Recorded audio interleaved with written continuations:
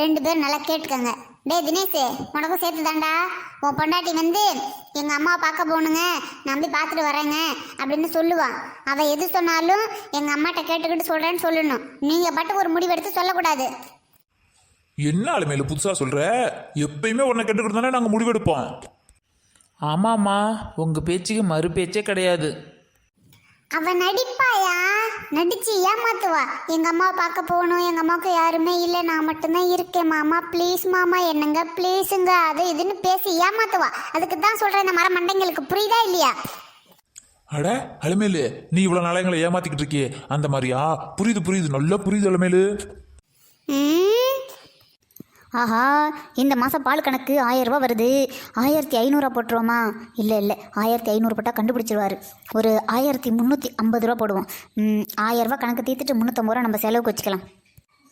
என்ன பண்ண முடியுது? செலவுக்கு காசு கொடுங்க அப்படின்னு கேட்டால் கொடுக்க மாட்டார். எதுக்கு, என்னத்துக்கு, உனக்கு என்ன செலவு, நீ கேட்குறதெல்லாம் நான் வாங்கிட்டு வந்து தானே கொடுக்குறேன் அப்படின்னு 1008 காரணம் சொல்லுவார்.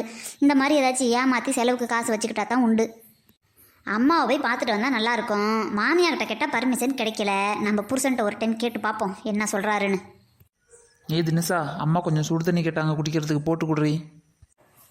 சரிங்க. என்னங்க, எங்கள் அம்மாவை போய் பார்த்துட்டு வரலான்னு நினைக்கிறேன். ஒரு 2 நாள் எங்கள் அம்மா கூடவே தங்கி இருந்துட்டு அவங்களே கொஞ்சம் நல்லா கவனிச்சுக்கிட்டு இருந்துட்டு வரேனே. என்னங்க? ஐய, என்ன நீ பாட்டுக்கு ஊருக்கு போயிட்டீங்கன்னா அங்கே வீட்டை யார் பார்த்துக்கிறது? அம்மாவுக்குலாம் வயசாயிடுச்சு, இப்போல்லாம் அம்மாவோட வீட்டெல்லாம் பார்த்துக்க முடியாது. இங்கே பேர், வீட்டுக்கு வந்த மருமகளுக்கு வீட்டை பார்த்துக்கிறத விட வேற என்ன வேலை இருக்குது? எங்களை நல்லபடியாக நீ பார்த்துக்கணும், நாங்கள் எல்லாரோட நல்ல மருமகன்னு சொல்லணும். அந்த மாதிரி நீ நடந்துக்கணும். நீ உங்கள் அம்மா பார்க்க போனீங்கன்னா இந்த வீட்டோட நிலைமை நீ நினச்சி பாரு. ஒரு நாளாச்சு போயிட்டு வந்துடுறேனே, காலைல போயிட்டு நைட்டு வந்துடுறேனே. இங்கே பார், அது ஒன்றும் அவ்வளோ முக்கியமான விஷயம் கிடையாது. இப்போ அதை பற்றி பேச வேண்டாம். நீ ஃபஸ்ட்டு சுடு தண்ணி வச்சு கொடு.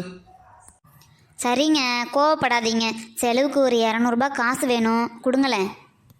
என்ன செலவுக்கு காசு வேணுமா? உனக்கு எதுக்கு செலவு? என்ன செலவு? வீட்டில் உட்காந்துருக்கிறவனுக்கு என்ன செலவு வரப்போகுதுன்னு கேட்குறேன். நீ கேட்குற பொருள் எல்லாம் வாங்கிட்டு வந்து நான் கொடுக்குறேன். நீ என்ன வீட்டு வேலையை பார்த்துக்கிட்டு நீ எனக்கு சாப்பாடு செஞ்சு போட்டு எங்கள் அம்மா அப்பாவை நல்லபடியாக பார்த்துக்கிட்டா போதும். உனக்கு செலவு நீ என்ன செலவுன்னு சொல்லு முதல்ல. நீ என்கிட்ட என்ன செலவு, இந்த செலவுக்கு எனக்கு காசு வேணுங்க அப்படின்னு கேளு, நான் உனக்கு காசு கொடுக்குறேன். செலவு இல்லைங்க, திடீர்னு ஒரு அவசரம்னா ஏதாச்சும் தேவைப்படும்ல. 200 ரூபா மட்டும்தாங்க. இங்கே பார், ஒரு பொண்ணுக்கு புகுந்த வீட்டில் நல்ல மருமகன் பேர் எடுக்கிறது மட்டும்தான் வாழ்க்கையில் மிகப்பெரிய லட்சியமாக இருக்கணும். நீ நல்ல மருமக அப்படின்னு எங்கள் அம்மா அப்பா சொல்லணும், நல்ல பொண்டாட்டின்னு நான் சொல்லணும். அதுக்கப்புறம் உனக்கு நான் 200 ரூபா காசு தரேன். ஏன் நீ காசு கேட்குறேன்னு எனக்கு ஃபஸ்ட்டு புரியல. வர வர நீ பண்ணுறது எதுவுமே சரியில்லை தினசா. உன்னை நான் சொகுசாக வச்சுருக்கேன்ல, அதனால தான். அவங்கவுங்க போய் பாரு, வெளியில் எவ்வளோ வேலைக்கு போகிறாங்கன்னு, எவ்வளோ கஷ்டப்படுறாங்கன்னு. அப்படிலாம் கஷ்டப்பட்டு சம்பாரிச்சின்னா உனக்கு காசோட அருமை தெரியும். உன்னை வெளியிலே விடாமல் வீட்டிலே வச்சுருக்கிறல, நீ கேட்குறதெல்லாம் வாங்கிட்டு வந்து கொடுக்குறேன்ல, அந்த திமிரில் தான் நீ கேட்குறிய என்னமோன்னு எனக்கு தோணுது. உன்னெல்லாம் நல்லா கஷ்டப்பட விட்டுருக்கணும்டி, அப்போ தான் காசோட அருமை என்னன்னு தெரிஞ்சிருக்கும். இந்த பார், உனக்கு 200 ரூபா கொடுக்குறது எனக்கு ஒன்றும் அவ்வளோ முக்கியமான விஷயம் கிடையாது. எனக்கு எப்போ எக்ஸ்ட்ராவாக ஒரு காசு கிடைக்குதோ அப்போ போனால் போகுதுன்னு செலவுக்கு உனக்கு கொடுக்கலாமா வேண்டாமான்னு அதுவும் யோசனை பண்ணி தான் கொடுப்பேன். அதனால இப்போ போய் எங்கள் அம்மாவுக்கு சுடு தண்ணி எடுத்துகிட்டு வா போ. சரி, பால் காசு கொடுக்கணும். இப்போ தெரியுதா? இப்போ தெரியுதாங்கிறேன். காசோட அருமை என்னன்னு இப்போயாச்சும் தெரியட்டும். அந்த பால் காசு கொடுக்காம இருந்து பாரு, அப்போ தான் உனக்கு புரியும். பாலை வாங்கி நல்லா டீ போட்டு குடிக்கிறல்ல, தயிர் ஊற்றி சாப்பாட்டில் நல்லா சாப்பிட்றல்ல, உனக்கு எல்லாம் சொகுசாக செஞ்சு வைக்கிறேன்ல, அதனால தான் செலவுக்கு காசு கேட்குறேன்னு நான் நினைக்கிறேன். பால் கணக்கு எவ்வளோ வருது? 1350 ரூபா. இங்கே பார், 1200 ரூபா காசு தர்றேன். போன மாதம் ஏதோ நீ பொருள் வாங்க கேட்டீங்கன்னு காசு கொடுத்தேன், அதில் 150 ரூபா மீதி இருக்கும். அந்த காசை சேர்த்து 1350 ரூபா கொடுத்து பால் கணக்கு தீர்த்து விடு. அந்த 1350 ரூபாயும் கிடையாதா? அதுலேயும் 150 ரூபா. பொண்டாட்டிக்கிட்ட இருக்கிற 50 ரூபா காசுக்கு கூட எப்படி கணக்கு வச்சுருக்குறாங்க இந்த புருஷங்க. எங்கள் அம்மாட்ட அப்போவே சொன்னேன், காசு பணம் வசதி வாய்ப்பை பார்த்து என்னை பெரிய இடத்துல கட்டி கொடுக்காதம்மா, நாளைக்கு ஒன்றை கூட என்னால் பார்க்க முடியாமல் போனாலும் போயிடும், என்னால் காசு கொடுன்னு என் புருஷன்ட்ட கேட்க முடியாது, கேட்டாலும் கொடுப்பாரா என்னன்னு அதுவும் எனக்கு தெரியலன்னு. அன்னைக்கு கேட்கலையே, நீ நல்லா இருந்தால் போதும், நீ பெரிய இடத்துல போய் வாக்கப்பட்டுக்கிட்டீங்கன்னா எனக்கு அது போதும், நீ நல்லா இருந்தால் போதும்னு சொல்லி என்னை கட்டி வச்சிருச்சு. இன்றைக்கி பாரு, ஒரு 250 ரூபா காசுக்கு பால் கணக்கில் பொய் கணக்கு எழுத வேண்டியதாக இருக்குது. செலவுக்குன்னு கேட்கும்போதே கொடுக்க மாட்டேங்கிறாரு. எங்கள் அம்மாவுக்கெல்லாம் ஆஸ்பத்திரிக்கு அழைச்சிட்டு போகணும், காசு கொடுங்கன்னு கேட்டால் கொடுக்கவா போகிறாரு? என்னமோ போங்க. ஒன்றும் இல்லாதவனை கட்டிக்கிட்டு இருந்தா கூட கொஞ்சம் மரியாதையாவது கிடச்சிருக்கும் போல இருக்கு. வசதின்னு ஆசைப்பட்டு என்ன கொண்டாந்து இங்கே கொடுத்ததுக்கு இந்த வீட்டில் சம்பளமே இல்லாத வேலைக்காரியாக பணிவிடை பண்ணிட்டு இருக்கிறேன் எல்லாருக்கும். இந்த பணிவிடை எங்கள் அம்மாவுக்கு பண்ண முடியலையேன்னு தான் எனக்கு வருத்தமாக இருக்குது. அப்போவே எங்கள் அம்மா சொன்னது, வீட்டு வேலையெல்லாம் செஞ்சு கற்றுக்கடி, போகிற இடத்துல பொழைச்சிக்கணும் அப்படின்னு. அங்கே ஒரு வேலை செய்ய மாட்டேன், எங்கள் அம்மாவை ஏமாற்றிட்டு ஓடுவேன் விளையாடுறதுக்கு. இங்கே வந்து எல்லா வேலையும் நான் தான் செய்கிறேன். செஞ்சு என்ன பண்ணுறது? இவங்க எல்லாரும் என்னைக்கு என்ன நல்ல மருமக நல்ல பொண்டாட்டின்னு சொல்கிறது? அநேகமாக நான் சுடுகாட்டுக்கு போகிற அன்னைக்கு கூட சொல்ல மாட்டாங்கன்னு தான் நினைக்கிறேன். என் தலையெழுத்து எல்லாமே என் தலையெழுத்து. எனக்கு இதுவும் வேணும், இன்னமும் வேணும். ஏய் என்னாச்சுடி தினசா, என்ன பிரச்சனை? அடி போங்கடி, என் வைத்தறிச்சல வேற உங்கள்கிட்ட சொல்லி மட்டும் உங்களால் என்னடி பண்ண முடியும்? என்ன பண்ண முடியும்? எங்கள் அம்மா போய் பார்க்கலான்னு நினைக்கிறேன், போய் பார்க்க முடியல. செலவுக்காவது கொஞ்சம் காசு ஏதாவது சேர்த்து வச்சுக்கிட்டு போகலான்னு நினச்சி ஏதாச்சும் பிளான் பண்ணுறேன், நடக்கவே மாட்டேங்குதுடி. ஏய் தினசா, எனக்கு தெரிஞ்சதை நான் சொல்கிறேன் கேட்டுக்கோ. என்னைக்கு நீ புருஷன் வீட்டில் பர்மிஷன் கேட்டு தான் ஒன்றையும் செய்யணுங்கிற எண்ணத்தை நீ முதல்ல உடைக்கிறியோ, அதுக்கப்புறம் தான் நீ நினச்சதை நீ செய்ய முடியும். நீ எது தப்பான விஷயம் செய்ய போறியா சொல்லு? உங்கள் அம்மா பார்க்க போகிறது தப்பா? உனக்கு அந்த தைரியம் இல்லை அப்படிங்கும்போது நீ அடுத்தவங்களை குறை சொல்லாதடி. எங்கள் அம்மாவை நான் போய் பார்ப்பேன் அப்படின்னு சொல்லிட்டு நீ போய் பார்த்துட்டு வர வேண்டியதானே? ஏய், எங்கள் அம்மாவே அழுதுருவாங்கடி அந்த மாதிரிலாம் நான் பண்ணுனா.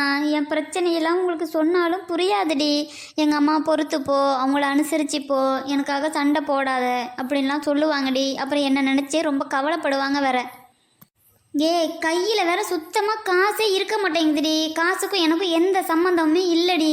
நான் பாட்டு எழுந்திருக்கிறேன், வீட்டு வேலையெல்லாம் செய்கிறேன், சாப்பாடு செய்கிறேன், துணி துவைக்கிறேன், அனைத்து வேலையும் செய்கிறேன். எங்கள் அம்மாட்ட ஃபோன் பேசுறது மட்டும்தான். அதுவே எப்போவாச்சும் ஒரு டைம் தாண்டி பேச முடியுது. எவ்வளோ வருமானம் வருது, எவ்வளோ செலவாகுது, என்ன நடக்குது, ஏது நடக்குது, எதுவுமே எனக்கு தெரியலடி. எனக்கு ரொம்ப மென்டல் டார்ச்சராக இருக்குடி. தினிசா, இதுக்கு தான் என்ன மாதிரி விவரம் இல்லாமல் நீ பழச்சிக்கிட்டு இருக்கிற. நான்லாம் பாரு, என் புருஷனை வெளிநாட்டுக்கு அனுப்பிட்டு எவ்வளோ சுதந்திரமா இருக்கிறேன் தெரியுமா? என்னெல்லாம் யாராச்சும் கேள்வி கேட்டாங்கன்னா சும்மா நின்று பதில் சொல்லுவேன். உண்மையை தாண்டி சொல்கிறேன். இதுங்களெல்லாம் கூட வச்சுக்கிட்டு இந்த பக்கம் புள்ள வந்து அம்மா அம்மா கக்கா போனேன் கழுவி விடுமே அப்படின்னு சொல்லும். இந்த பக்கம் புருஷன் ஏய் எனக்கு இட்லி வேண்டாம் தோசை தாண்டி வேணும் அப்படிம்பாரு.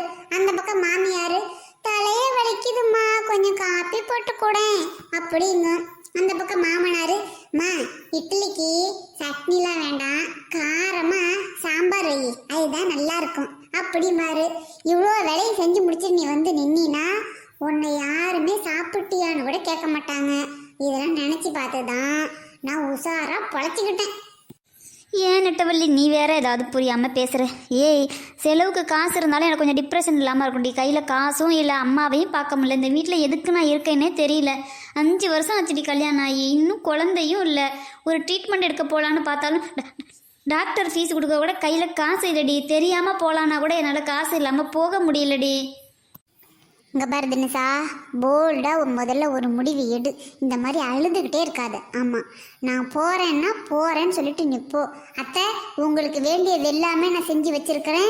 இன்றைக்கி ஃபுல் டே எங்கள் அம்மா பார்த்துட்டு நைட்டு நான் வீட்டுக்கு வந்துடுவேன். வந்த பிறகு உங்களுக்கு ஏதாச்சும் வேணும்னா நான் செஞ்சு கொடுக்குறேன். என்னை தேடாதீங்க, எங்கள் அம்மாவை நான் பார்க்க போகிறேன்னு போல்டாக நீ சொல்லுடி.